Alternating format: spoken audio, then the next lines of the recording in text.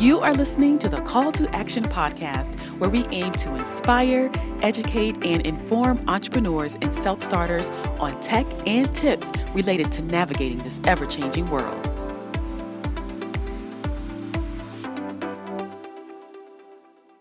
Hello, everyone, and thank you for tuning in to episode 38 of the Call to Action podcast. I am your host, Shantae, and today we are having a fireside chat with the infamous Bambi Sommers, who is both an author and an editor. But before I bring our guest on to the show today, I have an inspirational quote that I like to share. Actually, I have two inspirational quotes that I like to share. I'm actually sharing one from last episode that my guest Chelsea shared, and I really liked it. So here is the one that she shared that I said I would share. And here it is. No one else is you, and that is your superpower. And that came about because I like to do icebreakers, and her icebreaker was about her superpower, and that is what she shared. So I liked that quote, so I shared that one. And then here is the quote that I chose for this episode as well. And this is actually from Walt Disney. You may have heard this. This may be a popular one, but I like his quotes. I think they're pretty cool. So here is the second quote that I have for the episode for today. And here it is. Laughter is timeless. Imagination has no age, and dreams are forever. I'm going to read that one more time because that one is really cool. Laughter is timeless. Imagination has no age, and dreams are forever. Again, that was from Walt Disney. If you missed episode 37 of the Call to Action podcast, as always, it is a must listen. My guest for that episode was Chelsea DeVries, who was the author of a book titled Sticks and Stones. In that episode, she shares how she used poetry to help her heal from working in a toxic work environment, love at Disney World, and the inspiration behind her book, Sticks and Stones. Make sure to go and check it out at ctamarketing.biz. And when you're there, click on podcast on the main menu to access that podcast as well as past episodes. In the meantime, here's a clip for you to listen to from that episode. It sounds like you get to do a lot of cool things, but what has been the most fun part of being a publicist? The most fun part, there's two parts that I really enjoy about the job. The first is the networking aspect of being a publicist because I just love connecting and being able to relate to other people. And then the other part is actually doing kind of the market research where you find different strategies and tactics that are going to make people respond to that person's brand or a book or music album. Very good. Yeah. Yeah, that actually does sound fun. Marketing does sound fun. And then also, I'm sure social media plays a big role in this. And I know we're going to go into this in another section, but I'm sure using social media has helped as well with doing that, with getting people connected with your clients and kind of keeping an ear out to what people are looking for. Again, you can hear the full episode on ctamarketing.biz. As mentioned in the intro, my guest for today's show is Bambi Sommers. Bambi proves that life can get much better at any age. She cast aside a traditional outside job to try her hand at writing. Then, finding she loved editing just as much, started an unexpected business and is working on building it every day. So, everyone, please join me in welcoming the infamous Bambi Sommers to the Call to Action podcast. Hi, Bambi. Welcome to the show. How are you doing today? I'm great, Shantae. Thanks for having me. I'm really happy to be here. Hey, Bambi, I'm excited that you are here. Your name came up on a podcast I did, I don't know how many times. We I call it the know, I Bambi Summer heard. Show. It was actually it got to the point where it was almost embarrassing to me. They just showed you Oh, so well, much love. what are you They gonna showed do? you, right? They just showed you so much love. They did, and I love it, they're 2 of the people that were on your show that day, which was, Shanae and Ethan are both clients of mine and friends, and so, yeah, when they started talking about me, I just went, "Oh, no," and then they didn't stop. I was hoping you would stop them.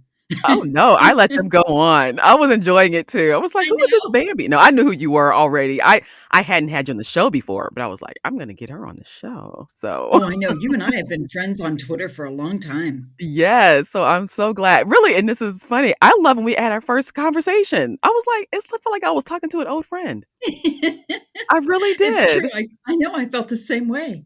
Yeah, Yeah, yeah, and so it's that's so great. funny. Yes, Thank yes. you. No, thank you, thank you.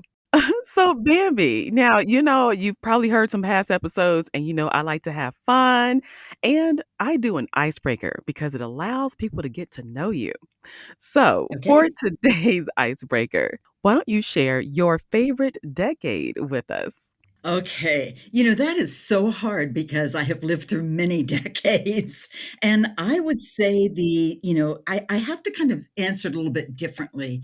I like the 60s, 70s, and 80s. And I think the reason that I like to lump them together is because they all changed us so much. But I think the biggest thing was music. Music has always been a huge part of my life.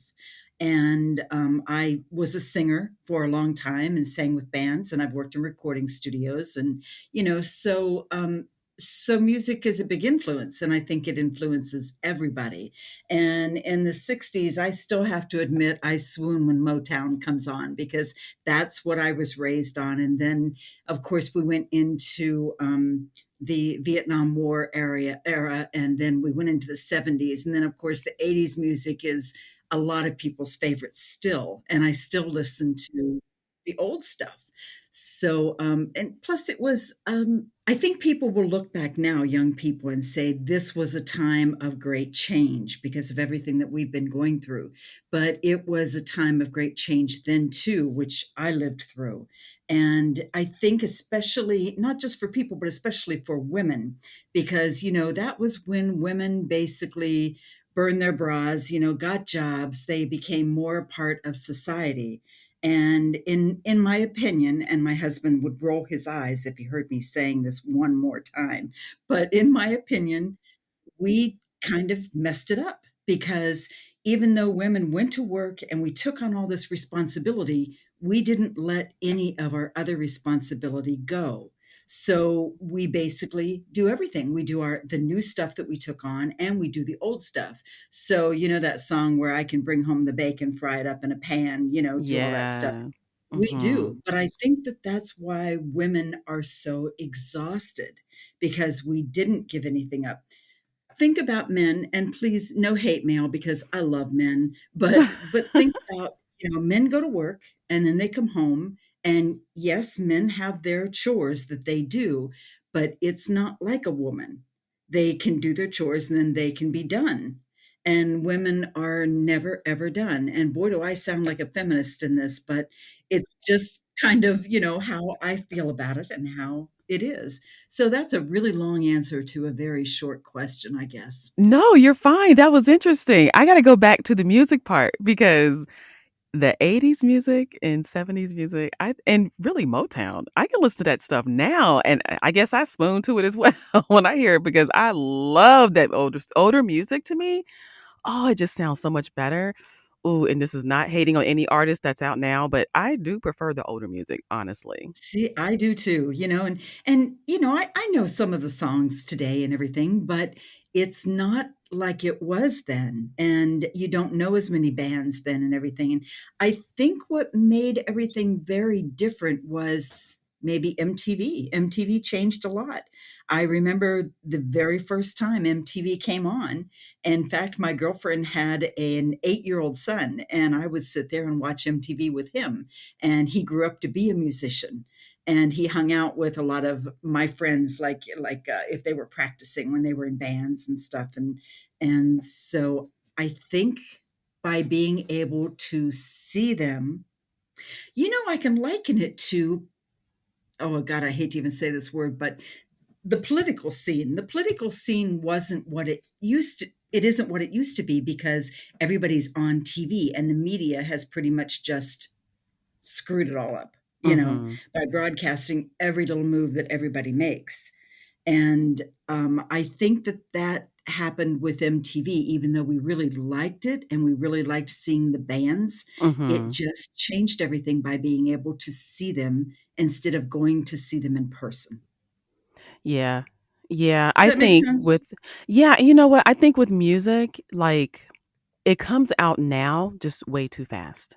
You don't really you don't get a chance to really enjoy the artist, I don't feel. I feel like if you think about when Michael Jackson albums came out, how you could listen to that for, Yes. like, a year and a half, and it would still be just as good. But now it's like you get an MP3 and it's done in 3 months. It's true. It is true. And Yeah. and yeah, it does seem that way. It's, and with the electronic music, even though I appreciate when the people do it that way, it's just not the same as sitting in a room, listening to a band, or going to a concert. It's just not the same. But I guess nothing is meant to be the same. It's always going to change. And things, some things fall to the wayside and get worse, but so much gets better.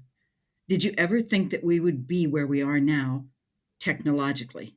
Right, I know, and, I'm always amazed when I'm doing these shows because I hear people's stories and what they do, and yeah, I mean, even with the story with Ethan yes, the story the story with Ethan and, Drew and also Shanae, how they came together and wrote a song for a book and never even had a conversation.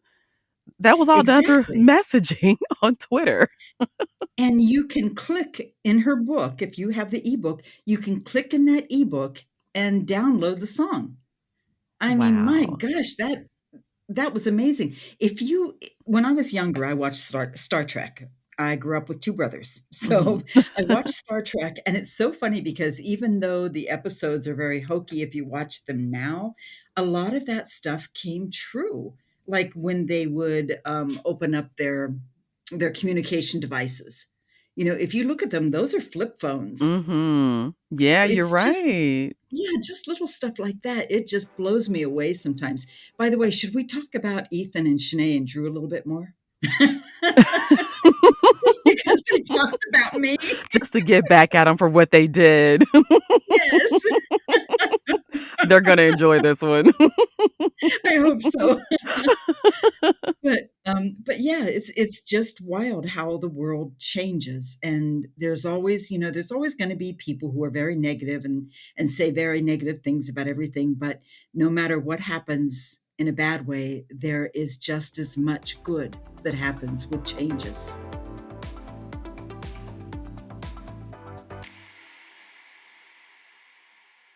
Bambi, I think we have a lot in common when we talk about the music and our enjoying of the 80s, especially for me, 70s and 80s. I know you said you like the 60s, 70s, and 80s.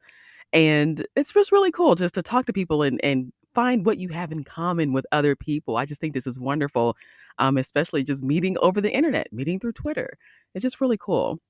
It is very cool. I've made a lot of friends. In fact, there's some that I've made, through Twitter in real life, and there are several of us that get together once a month, and, we started out doing a critique group. We critiqued each other's work, like the first 20 pages, and now we just kinda get together and have dinner and, BS and talk about our books and all this other stuff, so it's great. That's great. That is great. That is great.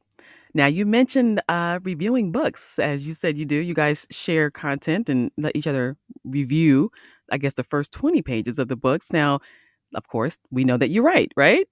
So Oh, I yes. understand you have 9 books published. Is that correct?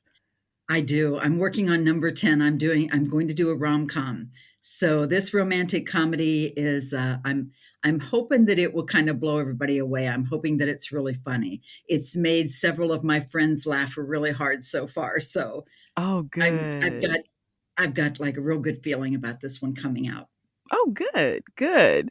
So now you got to share what inspires you to do this. What inspired you to write, Bambi? This is a strange story. It was the Thanksgiving weekend of 2017, and I got an email from Simon and Schuster. And I had been reading romance for a couple years. I really liked it. And the email said, "Would you like to enter a romance writing contest?" And I thought, yeah, I think I would. Even though I never really thought about writing a book. And so that was Thanksgiving weekend. So I got myself together. I started writing at the beginning of December, and I wrote my first book in the month of December. And this particular contest was going they were going to announce a winner on Valentine's Day the following year, which would have been 2018. So I wrote Justice Prevails, and it was as though somebody else was writing it and my fingers were moving. I mean, it just flowed, and I loved it. And I didn't think that I would win, but I loved it so much. I started in January, I started learning everything I could about self publishing versus traditional. And I also wrote book number two, which is called Phantom Rising. And then Valentine's Day rolled around. I didn't win, and it was no surprise to me, and I wasn't disappointed. A few days later, I published Justice Prevails. A week after that, I published Phantom Rising, and then a month, I think, after that, I published book number three, which is Remembering Riley. And Wow, you are busy. I was, and I loved that series. I just loved it. So I went on to write Firebird 1 and 2, which is a duo, and it's kind of a spin-off duo from the Imps trilogy, from my first trilogy. And it's a rock and roll band, Firebird. And I love those two. Now, it's only a duo, but I'm not saying that I won't ever go back and write more of that because I I really love the characters. Characters get almost real to you sometimes, Mhm. and that's how Firebird is to me. So, so I continued to write, and then one day I was on Twitter, and I was looking around. I was on in the writing community, and I was just messing around, chit chatting with people, and I saw an editor tell a writer to take out a loan to get their book edited. And that just sent me. I Mm. really hated that. No one should have to go into debt to take out a loan to have their book edited. So I thought to No. myself, I think I could do that because I catch everything. When there's a crawl line across the TV and something's misspelled, I have a fit. It's just kind of ingrained in me. And so I went to one of my friends who was a writer, and he's one of the guys that it's Ken Biltz, and he's one of the guys that we meet with every month.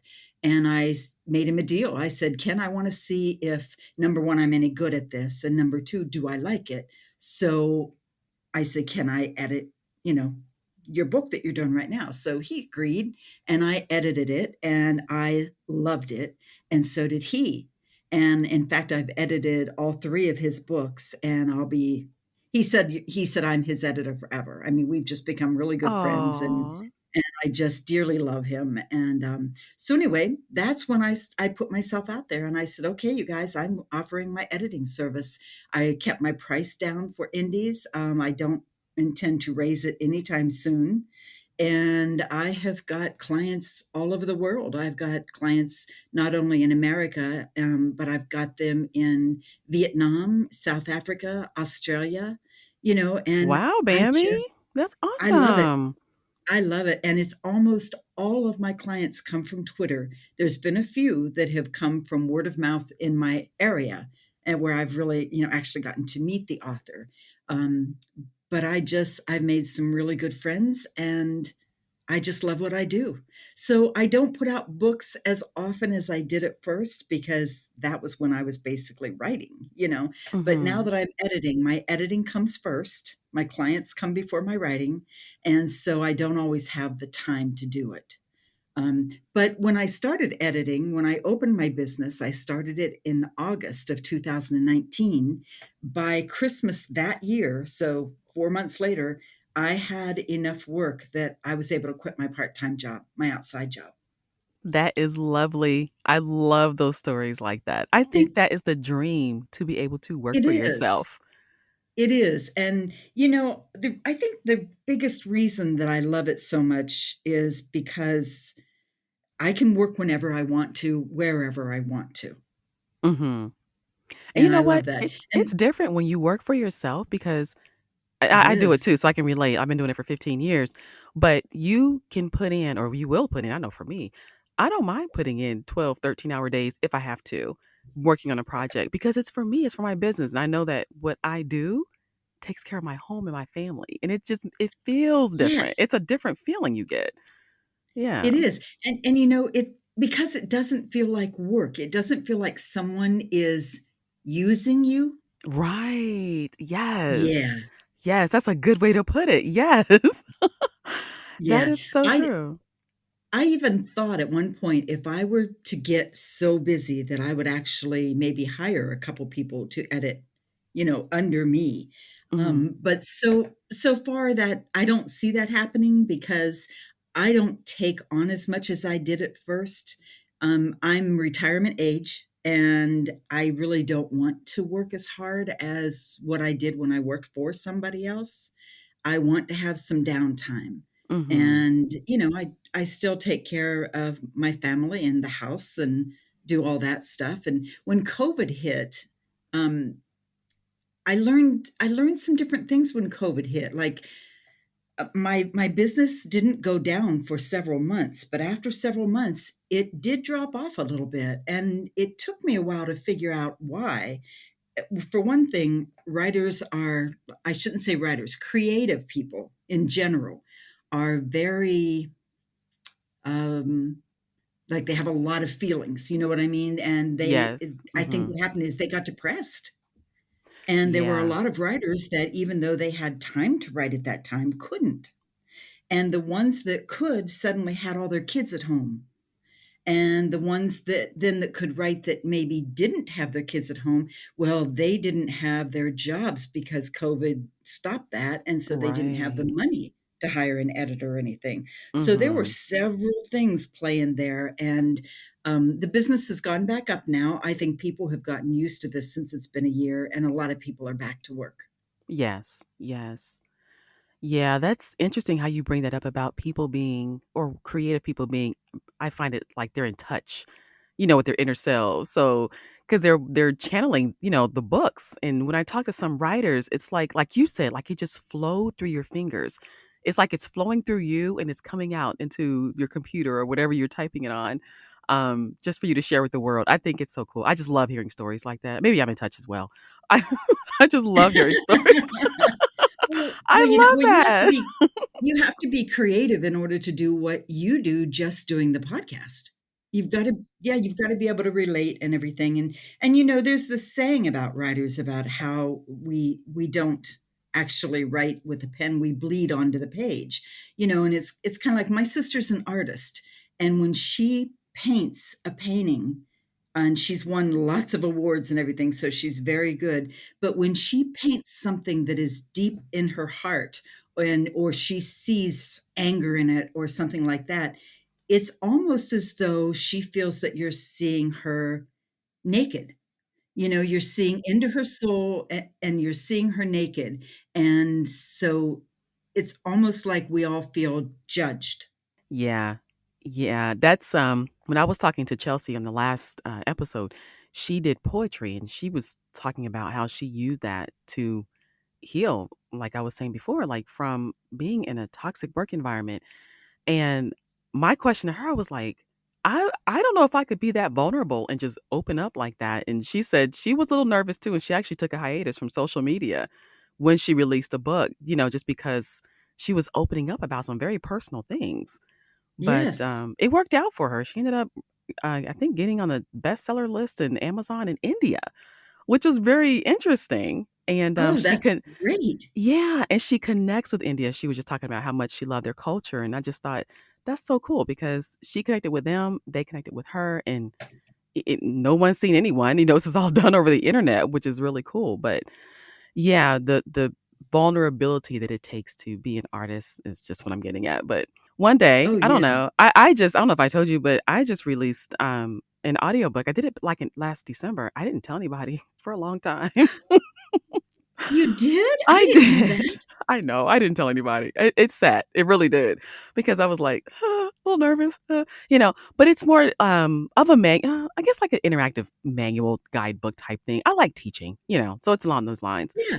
Um, but yeah, I was like, I had fun doing it, but then you're like, wait, other people are gonna hear this.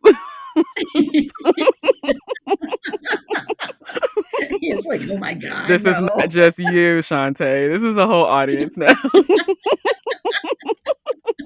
Oh, I bet you were fabulous at it. And so where is this available? What's the name? Come on, give us some scoop. Oh, well, I'll share it later. I'll share it later. This is about Okay, your okay. show. This is for you. I'll Oh share it gosh, I don't later. care. I was actually going to talk about another friend.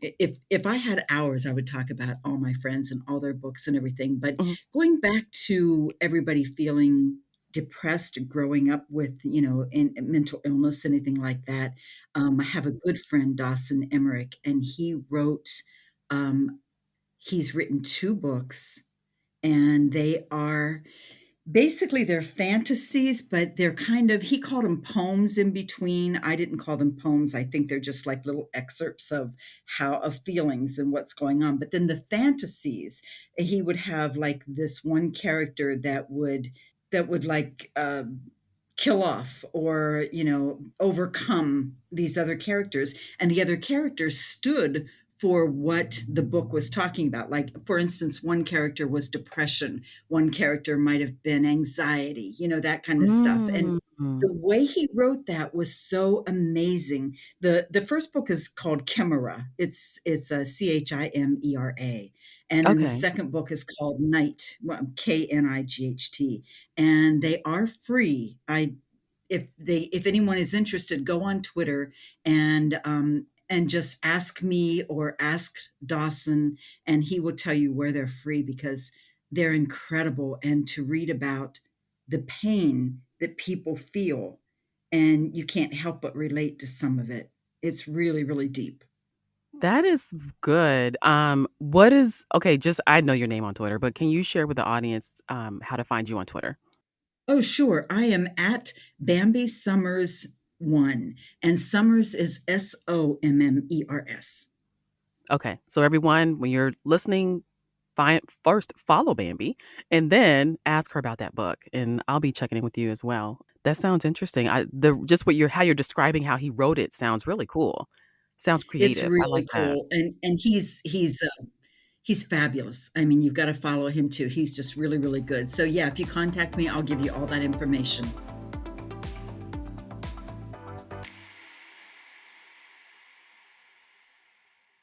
Bambi, so what advice would you give to any upcoming or aspiring authors? I think the best advice is to try to keep your feet on the ground. Even if your head is in the clouds thinking that you're going to be the next number one, selling author, go in with realistic expectations.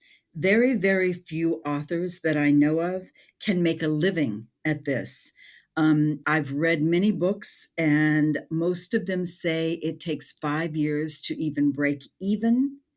But depending on what kind of advertisement, promotions, anything that you do, just go in and just make sure that you know that you're not going to get rich overnight. It's not going to happen.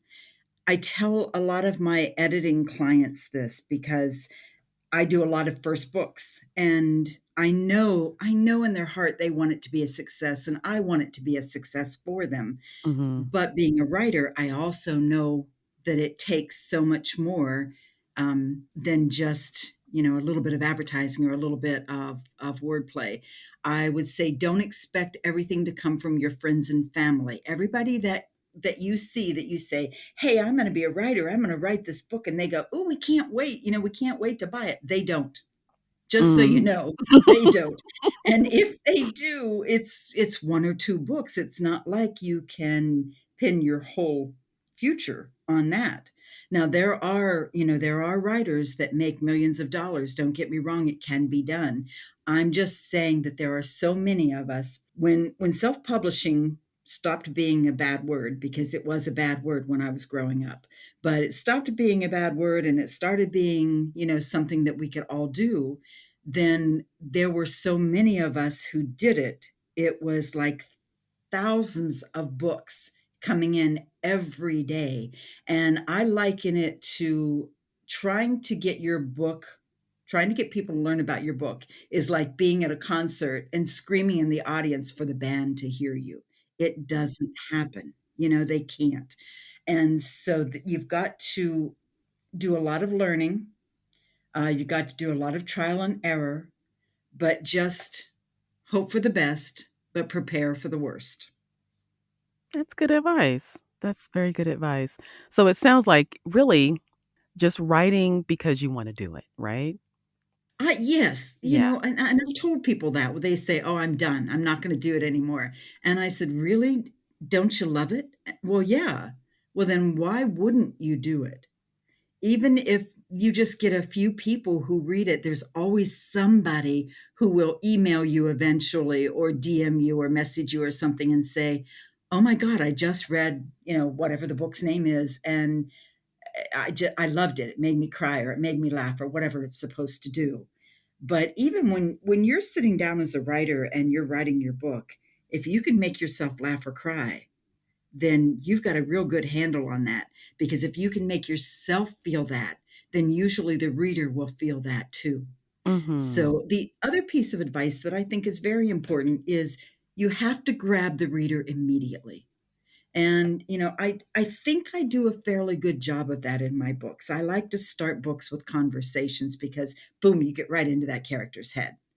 But if you do not grab that reader within the first page, maybe, you might lose them completely because there's so much out there and there's so much available to them that they can just put your book down and forget it. And ebooks are so cheap and Kindle Unlimited is so cheap and you read it for free for like $10 a month. You can read as many books as you want for free as long as they're enrolled in Kindle Unlimited.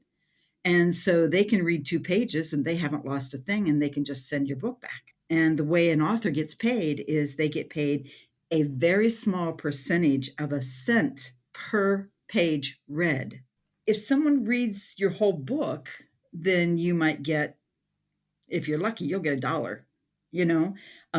But the point is to try to get a lot of people to read your book, and then you can actually make money at that. But if someone picks up your book and it's not interesting right off the bat, and they read 2 pages and put it down, well, that won't even register on the scale hardly.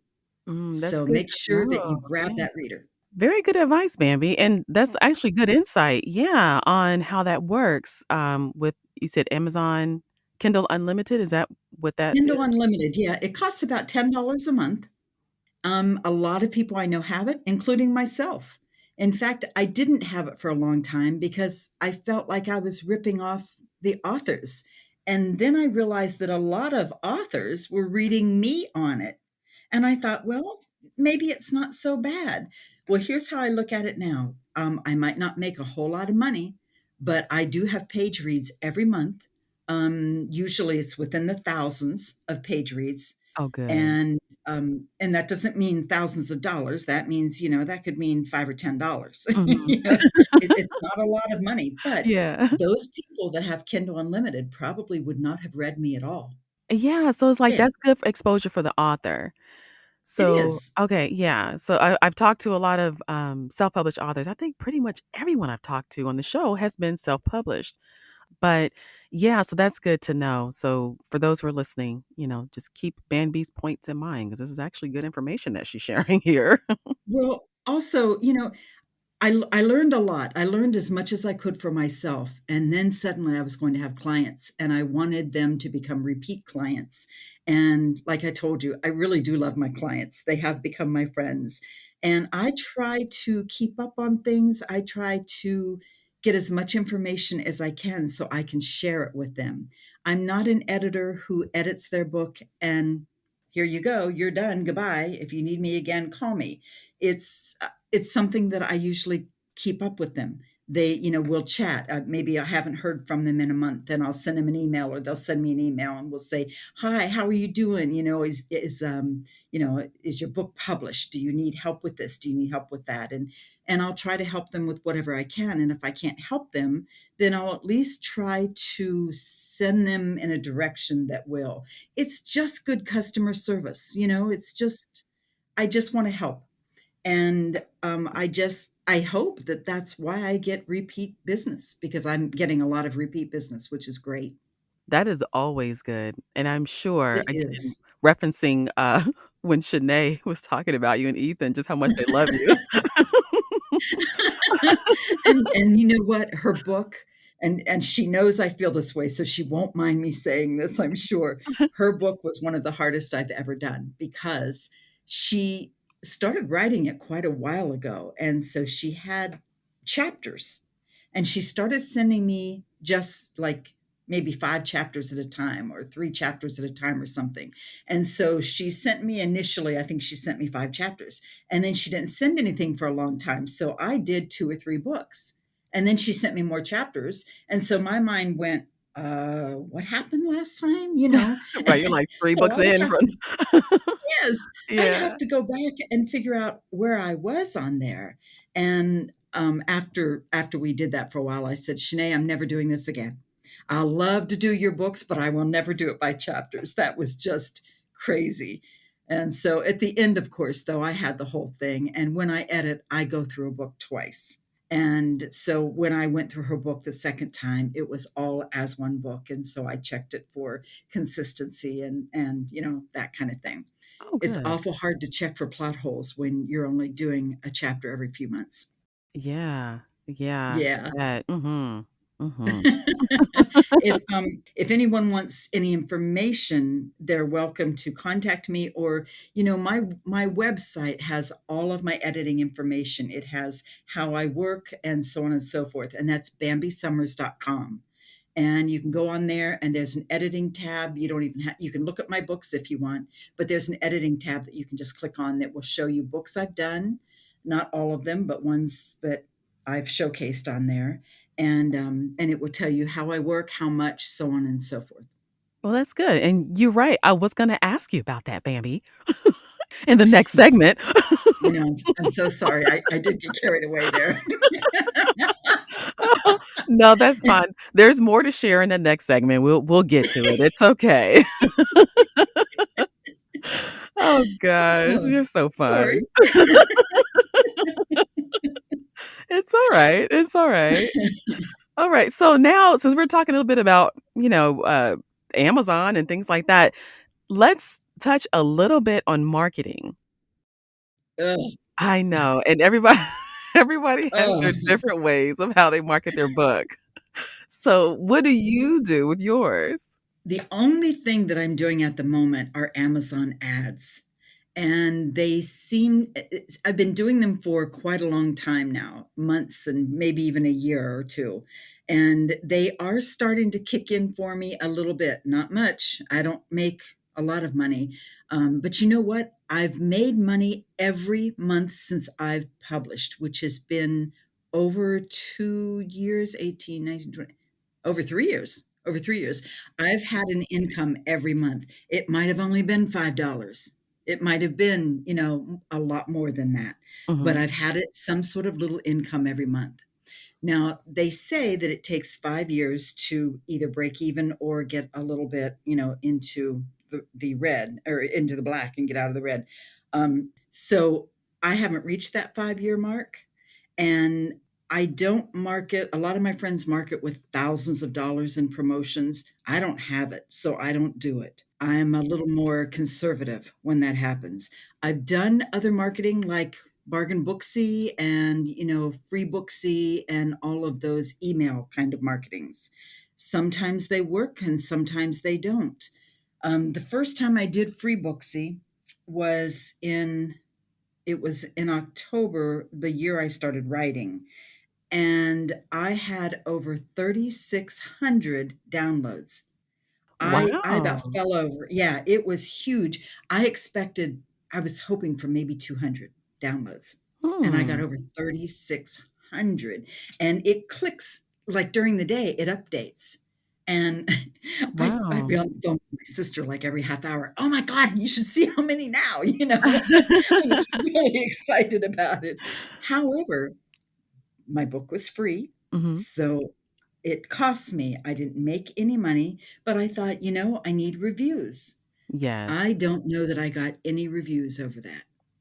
Out of all of People those downloads? from all of those downloads, I'm not even sure if all those people even read it. I think a lot of times that people on the email things, they like free books. And so their Kindle is probably jam-packed with free books that they probably never get to. And, if you're going to get a book for free, at least review it. Yeah. It doesn't cost anything to review it. Click on that thing at the end and say, you know, gee, I kind of liked this. You don't even have to say anything big. Just this was fun, something like that. Just, I just don't understand why people don't do that. And maybe they don't do that because they don't realize that that's very important to the author. But having reviews, it's very important, and they don't all have to be 5 stars. Right. It's so funny you brought that up. That was actually discussed last episode as well. And yeah, especially as a self-published or independent author, you put a lot of work into that. Everything from You like when bet. I did the book, I'm doing the design of the cover. I edited and recorded my own audio. I uploaded to the platforms. Like all of that work that goes into that, you don't realize how much you're doing. But yeah, guys, it would be nice to get a hey, that was great or something. Yeah. Yeah, I mean, Yes. I try to be kind about it, but it's a free book. I mean, if you can't even give a review for a free book, then how are we expected to really make any money at all? And when you think about it, when you pick up a book, an ebook, whatever, that is a heck of a lot of entertainment, Mhm. Mhm. hours of entertainment. Yes. And, Not to and mention the there's a time lot that of you put ways to into get it. these. Say But that again, I Shan. said I said not to mention the time that you put into it to write the book. Yes. Yes. And that's why I say, please don't think that you're going to, boom, get rich quick, because that doesn't happen. There's a lot of time put into it. And most people don't do their own covers. Most people get a cover designer or something like that. I do my own covers. I keep them simple. I like them that way. And I've got a couple friends that are doing their own covers right now, and they're incredible. And so, if ever I need any help or anything, then I'm going to do that. So, Yeah. um, yeah. So let me I ask you did want this. to. Oh, no, go ahead, I go ahead. did want to say Mhm. something about the editing that is basically going to be almost a marketing thing. I guess I didn't think about it that way, but I guess so. Um, I have asked my very good friend, JC Paulson. I have asked her to partner with me, and we are going to do an editing workshop. This is the first time I've talked about it. Oh, Um, cool, okay. yes, An yeah, exclusive right here on the Call to Action podcast. All right, go ahead, yep, Mamby. right here. Okay. Once again. So I'm going to, I wanted to do this. I wanted this. I've been seeing a lot of people on Twitter talking about how nervous they get when they open their books after their editors have them, and they talk their joke about, all these red marks and all this other stuff. But there are people who really they are nervous. They're nervous about what their editor has done to their book. They're nervous that they're going to change their style, that, they're going to tell them they're horrible, whatever Mhm. whatever people think editors do. Um, I don't I don't want that to happen to my clients. I don't ever want them to feel like I'm not partnering with them. So I came up with this idea to do this editing workshop. And I don't know if we're going to limit the number of people, because I'd like to give individual attention. So it might be very limited at first. Mhm. But I will be putting on Twitter when and where. It's going to be a Zoom thing, and when and where, and it's going to be in May, probably second week or so. I asked Joanne, JC Paulson, to partner Mhm. with me because she and I are very good friends, and we work differently, but our end result is the same. We want to we want these people to have the best book that they can. She has a completely different education than I do. Um, and she's just fabulous. So this will give people who join us two different points of view on editing. We're going to talk about how we edit. We're going to give tips on what the writer can do for their editor before they give the book over.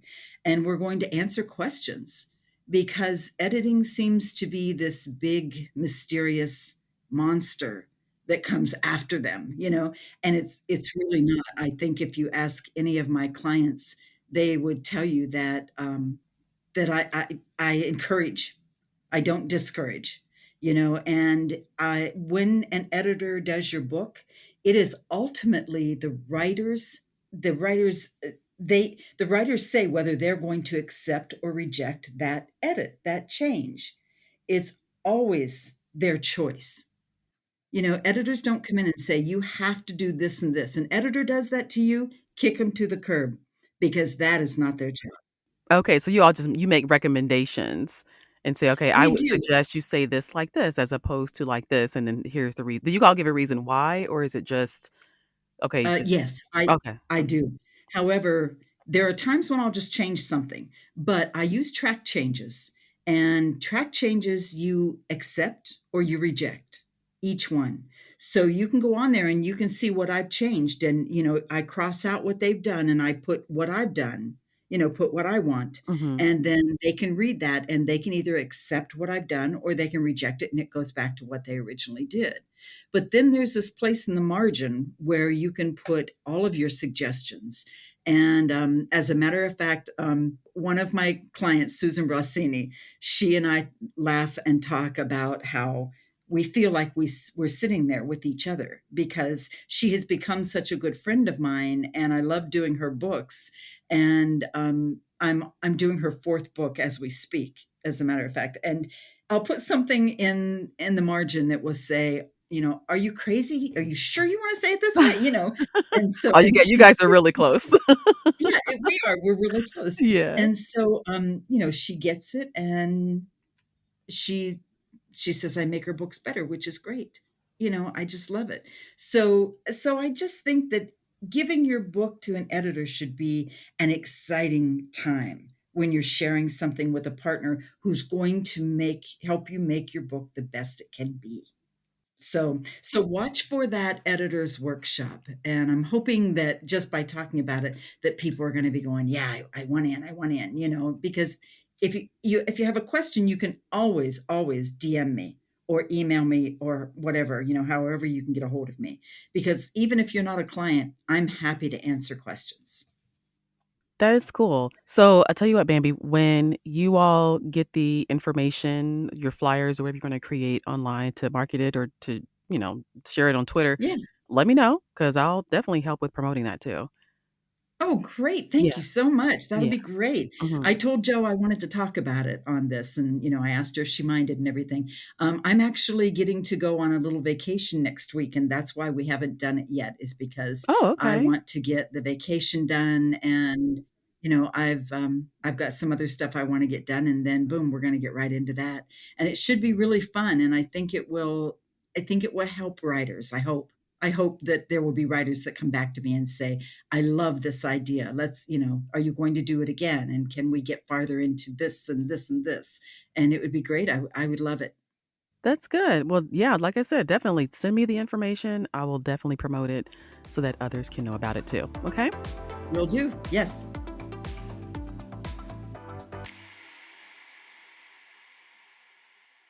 Bambi, this has been a fun show. You have shared like a lot of good information for any writer.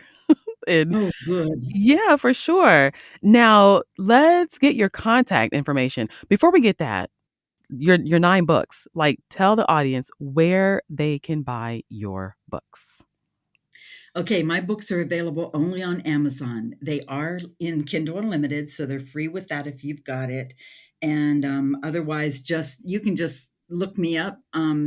Just put in Bambi Summers in Amazon, and they'll all come up. And I've got a trilogy, then I've got a duo, and then I've got a 4-book series. And like I said, I'm working on one right now that is going to be a rom-com. So that's kind of new, even though all of my stuff has humor in it. This is going to be strictly, a comedy. And so, but yeah, everything's on Amazon. You can get me.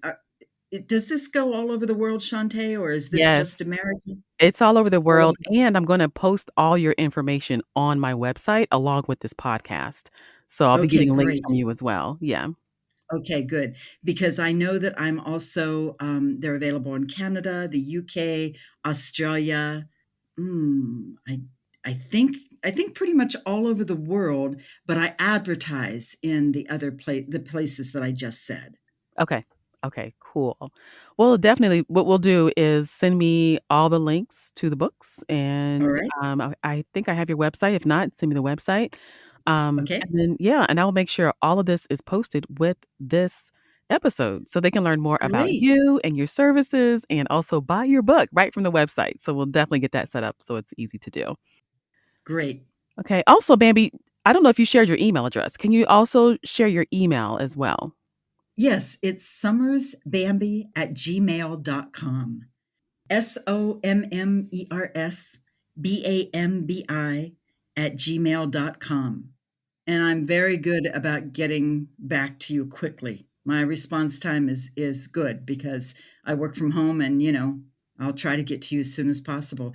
But like I said, even if you just have an editing question or anything like that, please reach out to me. I would love it. And you don't have to become a client. There's no obligation. Awesome. That's good. That's a very good offer too.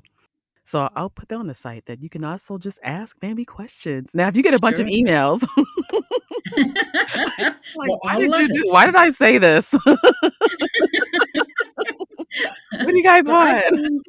I go on Twitter every now and then and I say, "Hey, if you've got a question, DM me." I'm okay with that. Okay. Okay. Sounds good. Well, Bambi, thank you so much for being a guest on the Call to Action podcast. You are definitely a pleasure to have on the show. It was so much fun. Oh, thank you. I had fun too. I'm so glad that you asked me. Thank you. Yes, yes, it's really been a pleasure. So just I want to say thank you for being a guest on the show and you're super popular on Twitter. So that's why I was like, I have the infamous Bambi Sommers with me here today. The writing community loves you on Twitter. So just thank you Oh, again for being on my show. Really appreciate it. thank you. All right, everyone else. Before we end the show, as I mentioned, I did self-publish a book.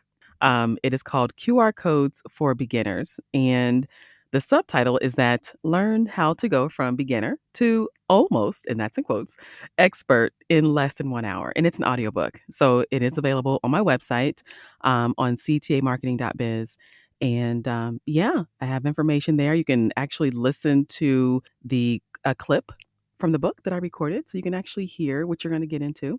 But yeah, I had fun doing it. It's my first attempt, so I'm really excited about it. Also, I like to mention just a few of my favorite podcasters, and one is Poetic Earthlings. I love his podcast. They are scientific, like science fiction, I should say. They're science fiction, really cool. He's also known as York Campbell. But again, you can find him on Twitter in the writing community as Poetic Earthlings, and his podcasts are hosted on Anchor and also on his website at poeticearthlings.com. And then also, I'd like to mention Word Chef Baker, who is another poet who does really, really nice poetry. So also check him out at Word Chef Baker. So, also, one last thing I did totally redesign the website and I'm actually pretty proud of it. I'm excited about it. It loads faster. It looks great. I'm still making edits, but just go check it out when you get a chance at ctamarketing.biz. I also have merch available. So you can support the podcast now by buying books from the authors, also buying the merch, and then listening to the podcast. So I think that is it for today. And this concludes episode 38 of the Call to Action podcast. And for everyone, as always, remember the code. The journey begins when you take the first step. Courage, optimism, determination, and enthusiasm are the tools that will help you along the way. Until next time. Thank you for joining me on this episode of the Call to Action podcast. Make sure to visit me at ctamarketing.biz. There you can find articles for entrepreneurs and self-starters on tech and tips related to navigating this ever-changing world. Until next time.